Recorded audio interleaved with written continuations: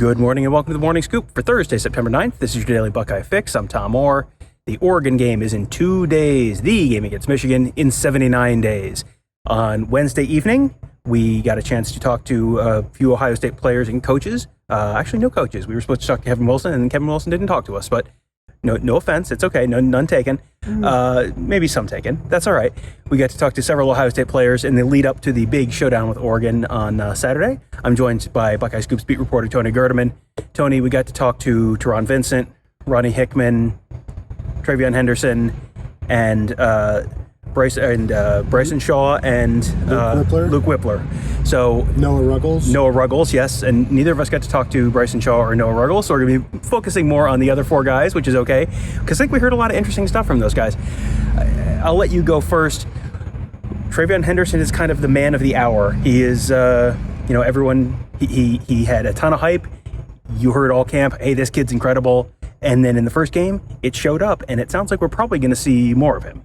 Yeah, and however much more that is fine with Henderson. He said, that his touchdown run, his run, it's no big deal. That's nothing. He's been doing that for a while. No big deal.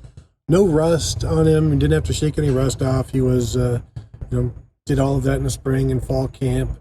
He did mention that he got in trouble, Tom, for his touchdown celebration. Threw up the deuces. He did. Got in trouble. Before he got to the end zone, Paris Campbell style, you can get flagged for that. And so they talked to him and said, do you ever do that again, you might lose the touchdown. So he understands that. We also talked about Mayan Williams going the wrong way. Mm-hmm. And to which I said, can't you guys do anything right? Which fortunately he laughed. But yeah, he's learning his lessons, and he said there's going to be more stuff like that, and whether it's running or catching the ball, it doesn't matter.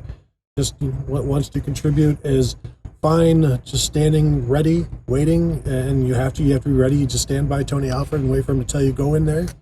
I at some point I assume they start pulling at his shirt, saying, "Can I go now? Can I please? Is it my turn yet?" So yeah, happy guy, and fun to score a touchdown in your first game, but it's the first of many. And Luke Whippler was also asked about Mayan Williams going the wrong way, and he basically, smiled and said, "Well, he scored a touchdown, so it worked out okay." Which, I guess that's true. We're not having a process conversation. We're having a results conversation. So the results were just fine on that one. Ronnie Hickman, safety bullet, who led the team in tackles against Minnesota. It was a little bit of a surprise thing to a lot of people. He was asked about, first of all, his nickname, Rocket, which, everyone hears that, no, Rocket Ishmael, it must be because you're so fast in the football field. He goes, no. And this is a story we've heard before, but I feel like a lot of people probably weren't paying attention to Ronnie Hickman when we heard the story the first time, so now everyone's paying attention to Ronnie Hickman, so we'll tell it again. When he was a kid, kind of between crawling and walking, he would just zip around the house, and his dad called him Rocket, and it stuck, and so, people say, well, that's a great football nickname. He's like, yeah, it's not because I'm fast in the field. I am fast in the field, but it's not because of that, so... That was one funny story from Ronnie Hickman, and he was asked about Kayvon Thibodeaux, and Luke Whippler was as well. Maybe it was just Luke Whippler. Doesn't matter. We're not here to talk about the past. Luke Whippler was asked about Kayvon Thibodeaux. Since we're talking about Kayvon Thibodeaux now, how are you preparing for Kayvon Thibodeaux? Because it's this is the big question: is will Kayvon Thibodeaux play or not? Luke Whippler said exactly the answer you'd expect. You have to prepare as if he's playing, and if he doesn't, he doesn't.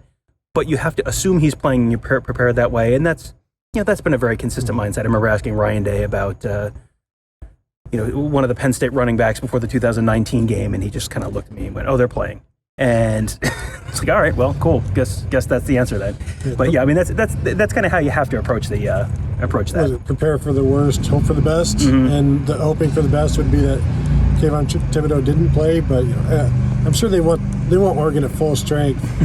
All fans and coaches want Oregon at full strength, and they want their best shot. And no, you just, if he doesn't play, I think Ohio State would be okay with that. But if he does play, and as of Wednesday afternoon, Mario Cristobal said it's still day to day. Didn't sound like he's practicing yet, and we know he's already said if he doesn't practice, he won't play or probably wouldn't play.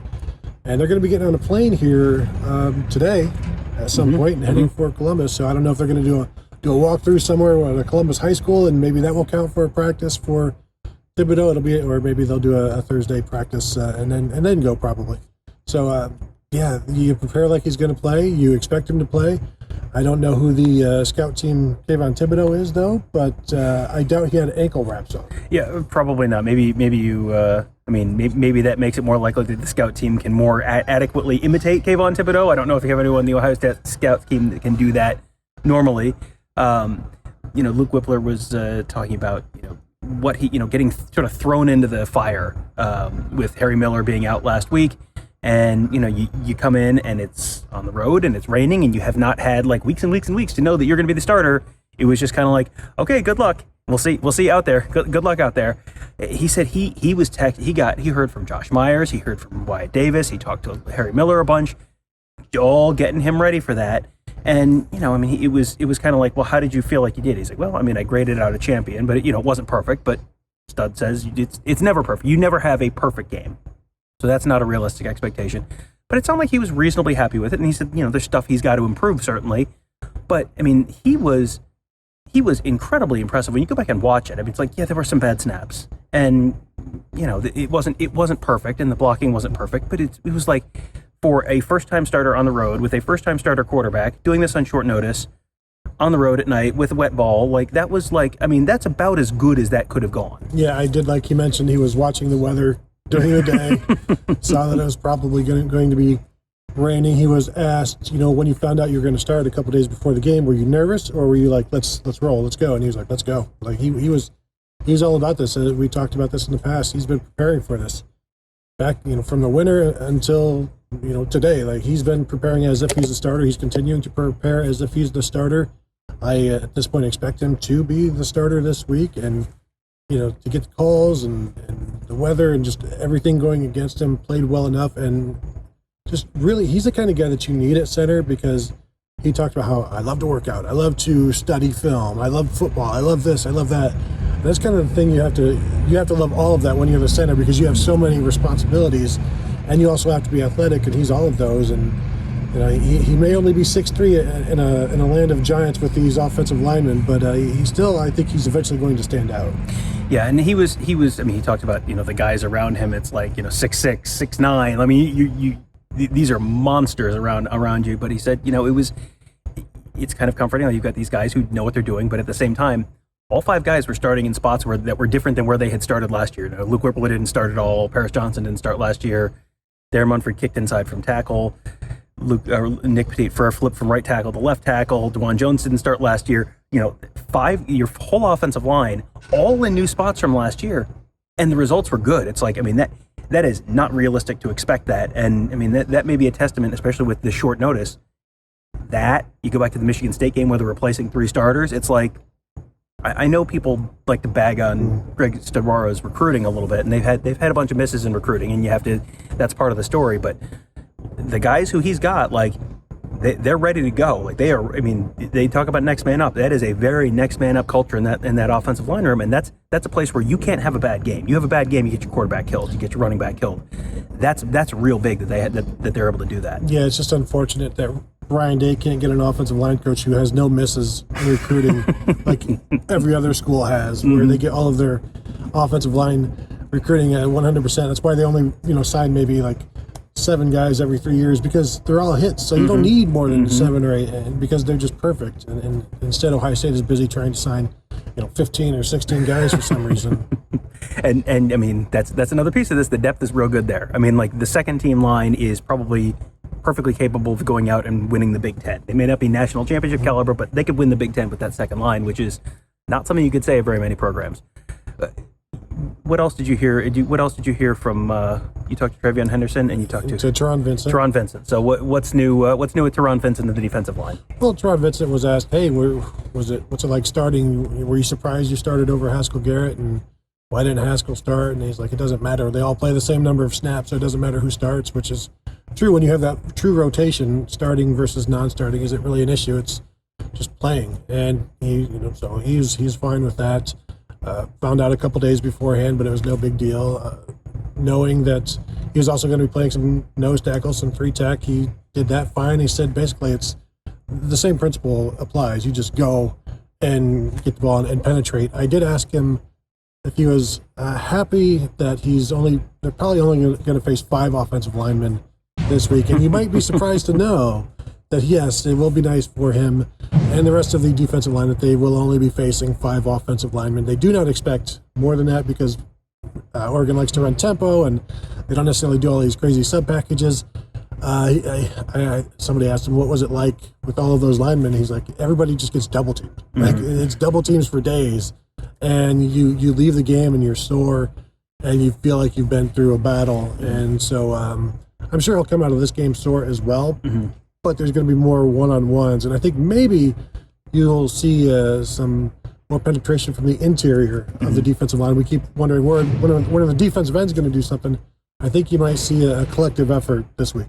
And, this is a whole different challenge. The Minnesota 7 offensive linemen, everyone getting double teamed, like that's one very unique type of challenge.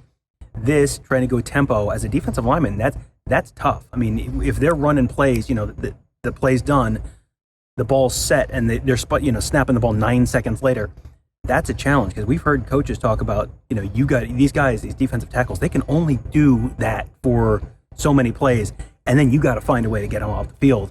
The easy way to get them off the field is, hey, you go 3 and out. You only have to play 3 plays every drive. Write that down. That's good advice. I was going to say fake an injury. Smart. Always our both our wisest and most ethical member of staff. Absolutely, 100%. One thing that I'm sure everyone wants to know that we did not get an answer to, at least an official answer, was, so who's hurt? Who's still going to play today? Who's still going to play?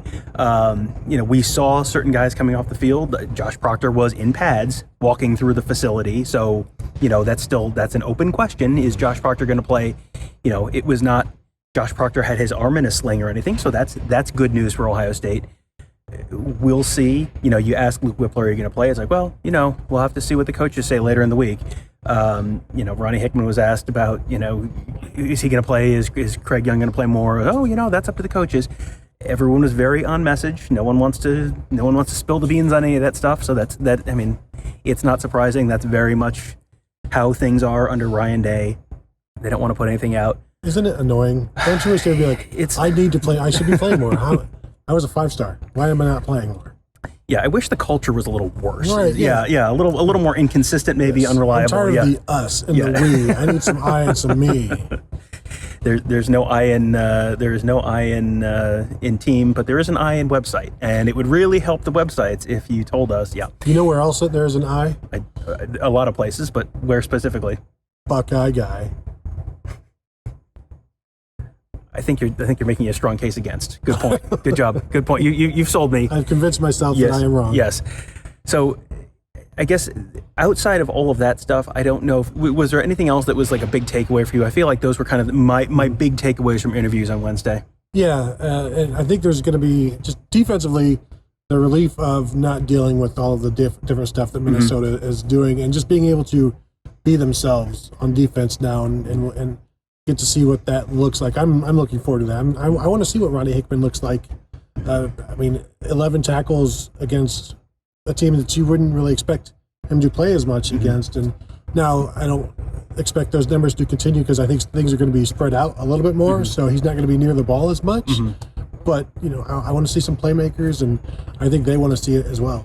One more thing from Ronnie Hickman. He was asked about Denzel Burke and, what it's like to play as a freshman. First of all, I asked him, could you have done that as a freshman? He's like, well, I was hurt, but no, but also no, basically, it wasn't just the injury that kept him from being a starter as a true freshman. So he was asked, when did you know Denzel Burke was going to be something special? He's like, immediately. He was in a yellow no-contact jersey when he first got to campus because he was kind of nursing a little bit of an injury. And he said, he's wearing this yellow jersey, and he's still out there, picking the ball off. And he's like, okay, so he's a real one. Okay. And that has, we've kind of heard that all through the spring. Ryan Day talked about it. Yeah, we heard that all through the spring. If you remember back on Buckeye Weekly in the spring, we did who's going to be the next freshman to lose his black stripe draft, and I picked Denzel Burke, and then he didn't lose it till the fall because it was he got hurt, and he just, as soon as I picked him, then he had to sit out, and it's now canon that I just get everything wrong, so that's fine. Ultimately, I was right. He's extremely good, so there you go. So don't make that face.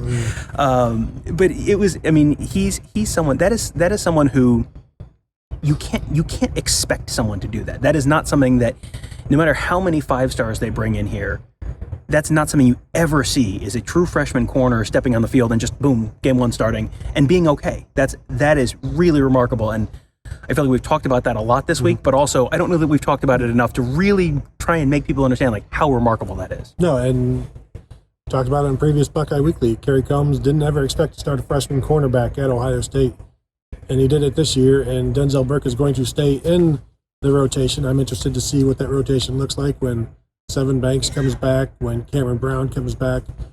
But just to have a freshman at Tom, remember Jalen Davies? Mm-hmm. He is with he's on Oregon's team right now. Mm-hmm. He may be at the game, but Ohio State basically chose Denzel Burke over Jalen Davies. Neither were able to visit, and they went ahead and chose Denzel Burke. And I don't want to say they made the correct choice, but I'm pretty sure they made the correct choice. No offense to Davies. Yeah. I mean, it's everyone has multiple years of career still ahead of them, but so far so good on the Denzel Burke experiment. So that'll do it for today. We will. I don't think we're gonna have a bonus episode. You may have to deal with just one Morning Scoop podcast today. If you have not go back. If you're like, what is he talking about? Go back and check the previous days. We've had a couple bonus shows where we've released an extra Morning Scoop in the afternoon just because we've had so much stuff going on this week that we want to make sure you guys know everything that's going on. And there has not everyone has kind of been like okay with more content this week because there's a lot of excitement for this game. So that seems like a great way to do it. So thank you guys all for joining us. Have a great day.